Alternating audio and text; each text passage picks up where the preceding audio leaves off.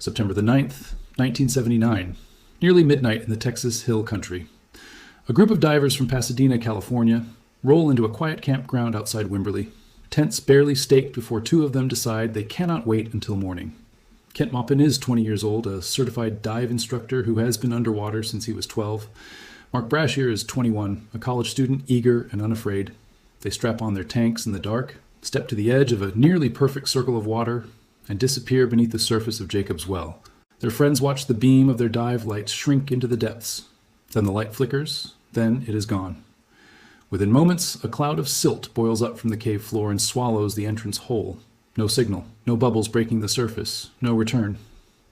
By the time rescue divers arrive, the well has already decided their fate, and it will take more than 20 years, a body recovered in 1981, and another not found until the year 2000, before the full truth of what happened that night is finally understood. This is the story of Jacob's Well, a place so beautiful it draws hundreds of thousands of visitors every year, and so lethal that it has quietly become one of the deadliest bodies of water in North America. To understand why Jacob's Well has claimed so many lives, you first have to understand what it actually is, because almost nobody standing at its edge realizes the truth. From above, it looks like a jewel, a nearly circular opening carved into the limestone bed of Cypress Creek, roughly 12 feet across, filled with water so clear it barely seems to exist at all. The water holds a constant 68 degrees year-round, cold enough to shock the breath out of you on a 100-degree Texas afternoon, warm enough to feel inviting rather than punishing.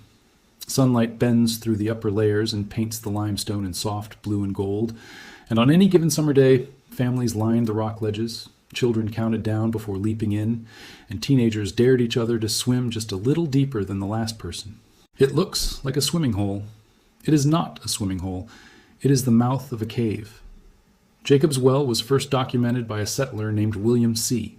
Winters in the early 1850s, who was hiking along Cypress Creek when he stumbled upon a spring so full and so strange that he later described it as something out of the Bible, a well like the ones from ancient scripture. That description is where the name comes from, and for over a century, most people who visited it thought of it exactly the way Winters did. A natural spring, a curiosity, a blessing of clean water in the middle of the hill country. What almost nobody understood until cave divers began mapping it in the mid-20th century was that the visible opening is only the very top of something far larger. Jacob's Well is a direct surface expression of the Trinity Aquifer, one of the most important underground water sources in the entire state of Texas, and specifically it draws from the Cow Creek segment, a pressurized layer that supplies drinking water to much of the hill country. Beneath that 12-foot opening, the well plunges downward into a submerged cave system that has since been mapped at roughly 4,500 feet in length along its main passage, reaching a maximum depth of about 137 feet, with a secondary conduit branching off for another 1,000 feet. It is, by most measurements, the second longest fully submerged cave in the state of Texas, and the longest known cave of any kind in Hays County.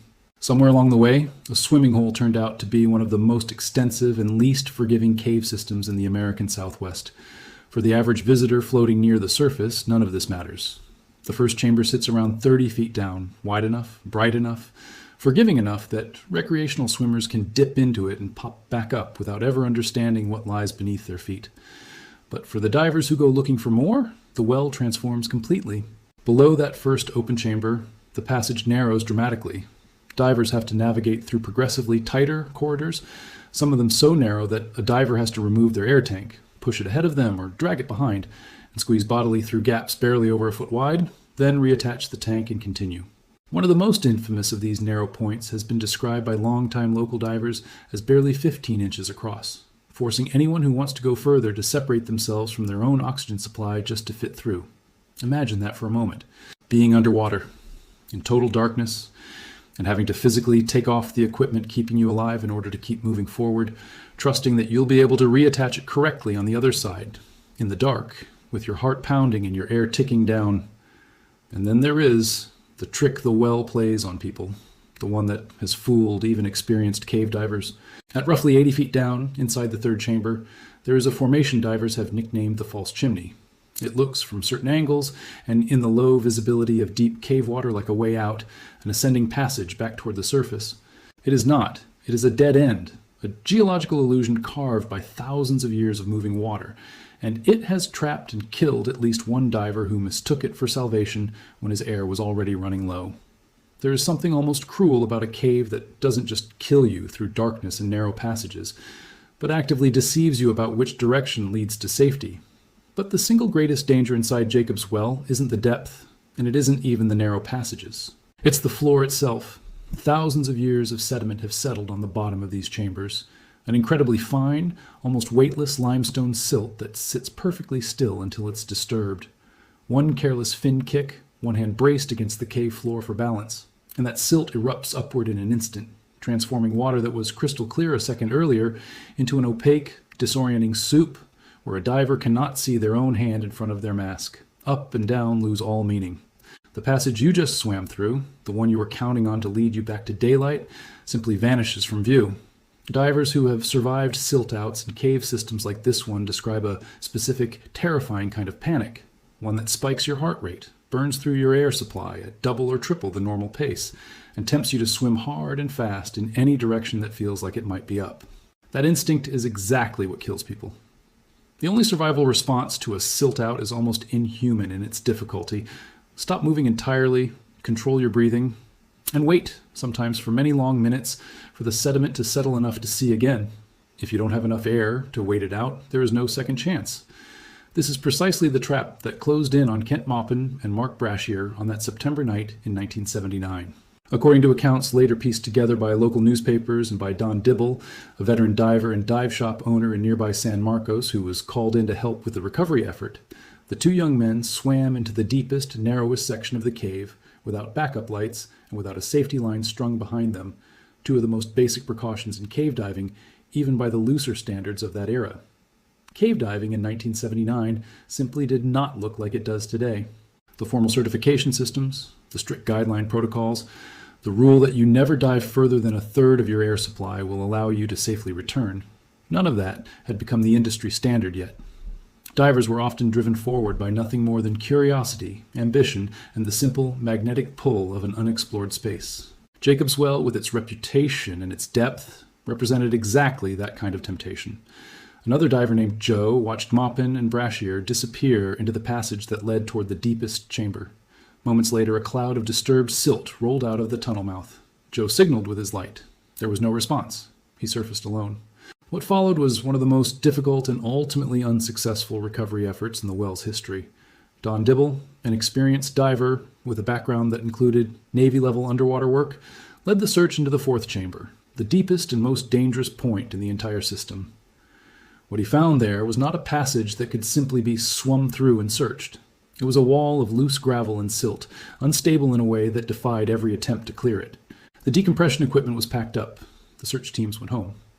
Kent Maupin's body would not be located and recovered until 1981, flushed partially free by the natural movement of water within the cave, 2 full years after he disappeared. Mark Brashier's remains would not be recovered until the year 2000, more than 2 decades after that September night, a gap in time that meant his family lived for 21 years without the closure of a burial. And Maupin and Brashier were not the only ones. According to research compiled from cave diving records and later corroborated by historical accounts, at least 9 people died diving in the underwater passages of Jacob's Well between 1964 and 1984 alone. 8 men and 1 woman. A staggering toll for what most visitors assume is simply a scenic swimming hole. Some of these deaths involved experienced cave divers who understood the risks and were overtaken anyway by silt outs, equipment failure, or simple bad luck. In a passage with no room for error, others involved open water divers, certified to dive in oceans and lakes but never trained for the specific, unforgiving discipline of cave diving, who ventured in without understanding that this was an entirely different category of danger. That distinction matters enormously. Open water diving teaches you to solve problems by ascending toward the surface. Cave diving requires the opposite instinct. When something goes wrong, your first move often has to be locating a fixed guideline and following it calmly back the way you came, because there may be solid rock between you and open air in every other direction. Divers who don't fully internalize that difference have, over and over again at Jacob's Well, paid for the gap in training with their lives. Authorities have tried more than once to simply keep people out of the cave system entirely. Heavy metal grates were installed at points in the well specifically to block access to the most dangerous chambers, an attempt to physically prevent another tragedy, like the one that took Maupin and Brashier. It didn't work. Divers determined to reach the deepest passages returned with cutting tools, forced their way past the barriers, and went right back into the same chambers that had already claimed lives. There is something almost impossible to explain rationally about the way Jacob's Well pulls people toward it, even after they know exactly what it has done. Longtime divers who have studied the well's history in detail, who know the names of the dead and the exact locations where bodies were eventually found, still describe standing at the edge of that blue circle and feeling something pull at them, a sensation several have compared to a kind of gravity in the chest that arrives before rational thought has a chance to intervene. Don Dibble himself, after everything he witnessed during the 1979 recovery effort, has openly discouraged recreational and even experienced divers from attempting the deepest sections of the cave, calling the reality of what happens down there the horror story side of diving. When a man with his level of experience and his direct exposure to the well's worst moments describes it that way, it tells you something about just how serious the danger really is. The physical geography of the cave only adds to the horror once you understand it fully. Cave divers who have successfully mapped portions of the system describe an environment that changes completely as you descend. The upper 30 feet still carry filtered daylight and a sense, however false, of openness and safety. Past that point, the light fades quickly, the walls close in, and by around 80 feet the environment becomes genuinely alien. Total darkness broken only by whatever artificial light a diver carries. Water so still that whatever settles into it can remain completely undisturbed for years, sometimes decades. That stillness is part of what made the recovery of Maupin's and Brashier's remains so agonizingly slow. In a cave system where water barely moves at all in the deepest chambers, there's nothing to carry debris, equipment, or human remains back toward the entrance. Whatever goes in stays exactly where it comes to rest, sometimes shifting only when new silt or gravel settles over it, slowly sealing it further from view. It is not an exaggeration to say that for over 2 decades, part of Mark Brashier remained essentially entombed inside the aquifer that feeds much of the hill country's drinking water, undiscovered and unreachable by any technology or effort available at the time. Even beyond the mapped chambers, there is a genuine scientific mystery embedded in Jacob's Well that makes the whole situation more unsettling. The Trinity Aquifer, which the well draws from, stretches across an enormous portion of central Texas, and hydrogeologists have long suspected that the cave system beneath Jacob's Well may connect to a far larger network of underground passages and rivers that has never been fully explored or mapped by anyone. The known chambers, as extensive as they are at 4,500 feet, may represent only a fraction of what actually exists beneath the surface. In similar cave systems elsewhere in the Texas Hill Country, biologists have documented strange, highly specialized organisms living in complete darkness. Blind, colorless creatures that have evolved for thousands of years in total isolation from the world above, adapted to conditions that would be lethal to virtually anything on the surface. Whether Jacob's Well itself harbors an ecosystem like that remains largely unknown, simply because so little of the deepest system has ever been safely explored by human beings.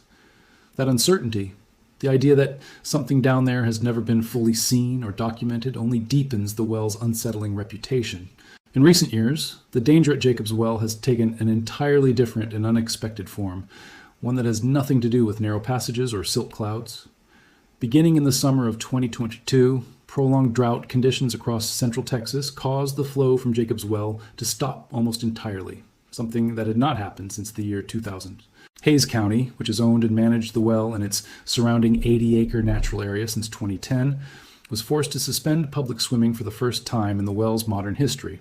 Not because of the cave, but because there simply wasn't enough water moving through the system to keep it safe.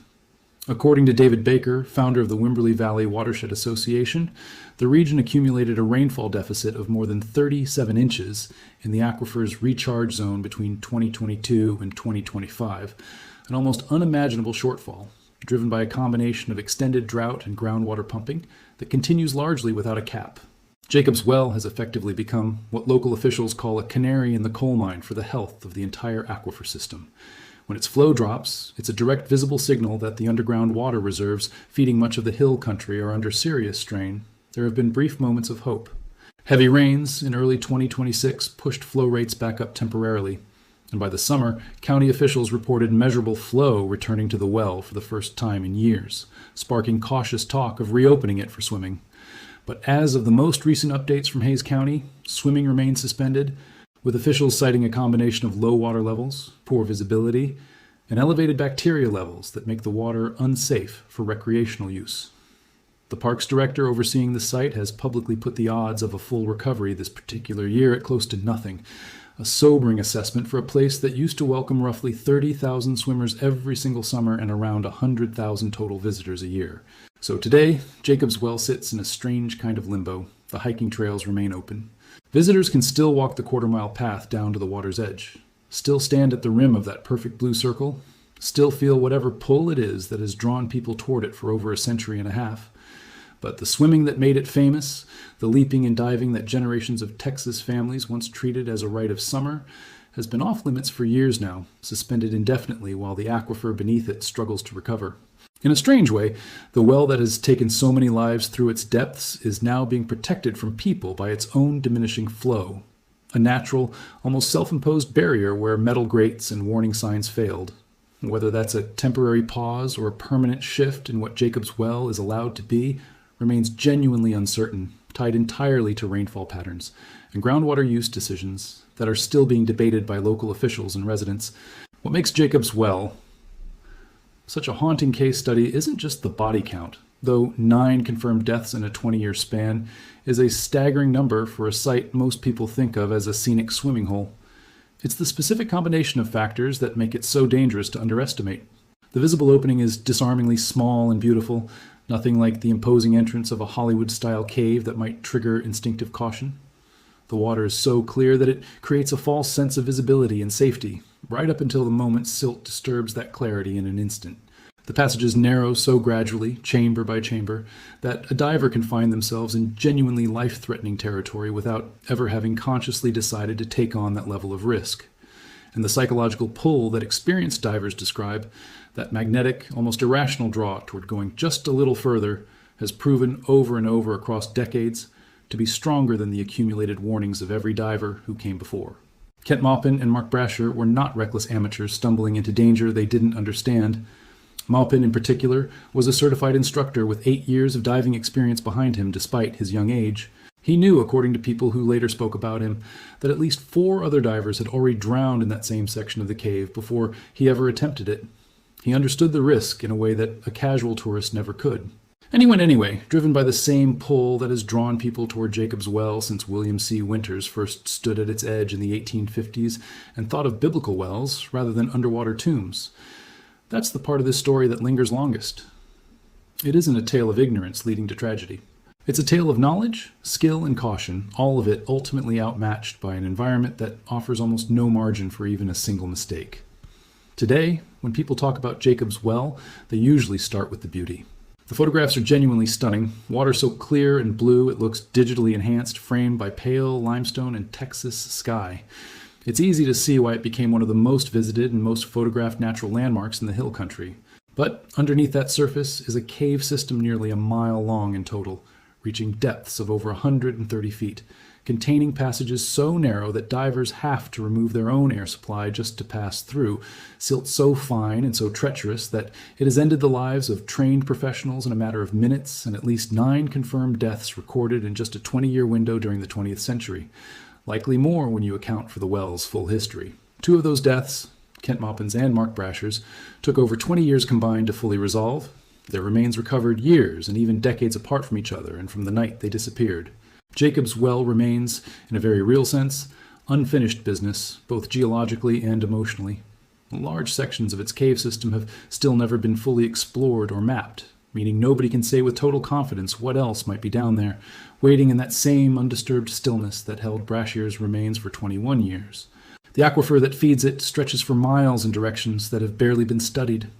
And the well itself, now sitting quiet and closed to swimmers amid a lingering drought, continues to serve as a stark reminder that the most beautiful places in nature are very often the ones that demand the most respect and that punish the least hesitation to be careless. Some places, it turns out, aren't meant to be conquered at all. They're meant to be approached carefully, appreciated from a respectful distance, and never, ever underestimated. What do you think is still hidden in the unexplored reaches of Jacob's Well? Let us know in the comments, and if stories like this one pull you in the way Jacob's Well itself seems to pull people toward its edge, subscribe for more, because there are plenty of mysteries like this one still waiting to be told.